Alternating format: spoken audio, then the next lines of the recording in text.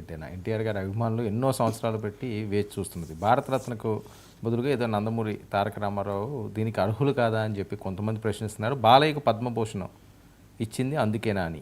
తెలుగు జాతి నినాదం అనే మాటతో ఏర్పడిన తెలుగుదేశం పార్టీ దాని సృష్టికర్త ఈ నినాదం అప్పుడు ఇప్పుడు ఢిల్లీ కోటకి చేరలేదా అని. తెలుగు జాతి నినాదం చేరింది. జైపాల్ రెడ్డి గారు మాజీ కేంద్ర మంత్రి, చాలా స్కాలర్లీ పాలిటిషియన్. ఆయన ఒక మాట అనేవాడు, నేను జాతీయ పార్టీకి చెందిన ప్రాంతీయ నాయకుడిని, రామారావు గారు ప్రాంతీయ పార్టీకి చెందిన జాతీయ నాయకుడు అని.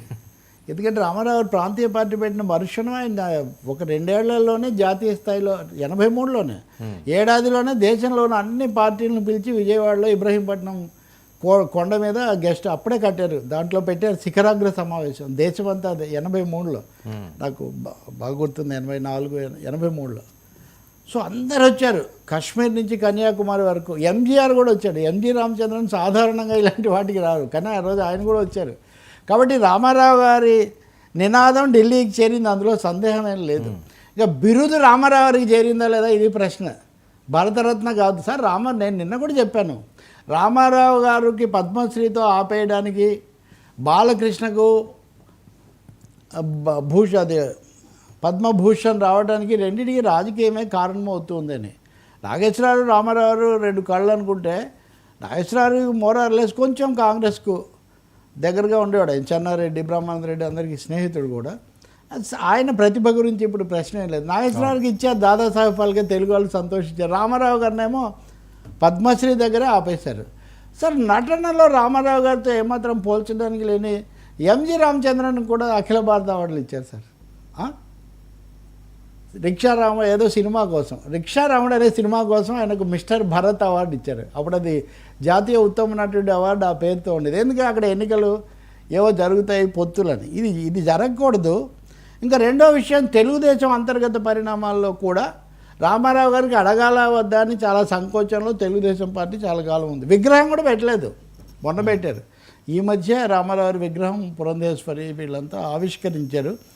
భారతరత్న ఇవ్వాలని అడిగితే దాన్ని తెలుగు వాళ్ళందరూ కూడా తప్పకుండా బలపరుస్తారు, ఆయన కూడా సవ్యసాచి లాంటి వాడు కాబట్టి. కానీ బీజేపీ నుంచి మటుకు దీని మీద స్పందన లేదు ఇప్పటికి కూడా. మరి పవన్ కళ్యాణ్ కూడా గట్టిగా అడిగి వీళ్ళందరూ ఎన్డీఏ తరఫున ఏమన్నా తెస్తే వాళ్ళు భారతరత్నాలు కొంచెం ఉదారంగానే ఇస్తున్నారు ఈ మధ్య. కాబట్టి ఈ సమయంలో రామారావుకి ఇవ్వాలి. కానీ బీజేపీ మాత్రం అంత సూటిగా ముందుకు రావట్లేదు. మొన్న కూడా ఏమీ ఇవ్వకపోవడానికి కొంతమందికి అదే కారణం. ఇప్పుడు తెలంగాణ విషయంలో జరిగినవి చూసినా రామారావు గారిని ఆయన బీజేపీతో కలవలేదు. ఇక్కడ ఒక సమస్య ఉంది. ముఖ్యంగా అద్వానీ రథయాత్ర తర్వాత 1994 ఎన్నికల్లో రామారావు గారు బీజేపీతో కలవకుండా కేవలం కమ్యూనిస్టులతోనే కలిశారు. అందుకని కమ్యూనిస్టులకు 34 స్థానాలు వచ్చాయి, సిపిఐకి 19, సిపిఎంకు 15, 34 స్థానాలు. కాంగ్రెస్కి 26 స్థానాలే వచ్చాయి వాస్తవానికి అప్పుడు 1914. సో మాతో ఎన్టీఆర్ దూరం అయ్యారు అనే ఒక ఫీలింగ్ కూడా బీజేపీ వాళ్ళకి ఉందేమో మనకు తెలియదు. కాబట్టి రాజకీయంగా చంద్రబాబు పవన్ కళ్యాణ్ ఒత్తిడి చేస్తే మోదీ ప్రభుత్వం ఇస్తుంది. ఇప్పుడు వాళ్ళు చాలా ధైర్యంగా ఇచ్చేస్తున్నారు. ఇవ్వకపోతే మటుకు ఇదే కారణం అనుకోవాలి. ఎన్టీఆర్ పట్ల బీజేపీకి ఉన్న ఆయన లౌకిక విధానం పట్ల వ్యతిరేకతతోనే వాళ్ళు దీన్ని జాప్యం చేస్తున్నారు అనుకోవాలి. చంద్రబాబు అయితే విషయంలో పెద్ద ఒక పరిధి మించి ఒత్తిడి చేయలేడు ఆయన. కానీ చేయాల్సిన ఇది మాత్రం ఉంది. రామారావు అభిమానులు పూర్తిగా కోరుకుంటున్నారు, ఇంతమందికి ఇచ్చి ఆయనకి ఇవ్వకపోవటం ఏంటి అని. పద్మవిభూషణ్ ఇప్పుడు చిరంజీవి గారికి ఇచ్చారు, అందరూ సంతోషించారు కదా. మరి ఏ విధంగా ఎన్టీ రామారావు గారిని అక్కడ ఆపేశారు చెప్పండి. చాలామంది ఉన్నారు సార్ తెలుగులో, చాలా అన్యాయం ఆ విధంగా. సావిత్రికి ఏం లేదు, ఎస్వి రంగారావుకి ఏం లేదు. అవును, పెద్ద పెద్ద దిగ్గజాలు ఈ పరిశ్రమను మోసిన, నడిపిన, లేకపోతే ప్రతిబింబాలుగా తారాపథంలో వెలుగొందిన వాళ్ళకి ఎవ్వరికి లేదు. దక్షిణాది పట్ల వివక్ష ఇది ఒకటి.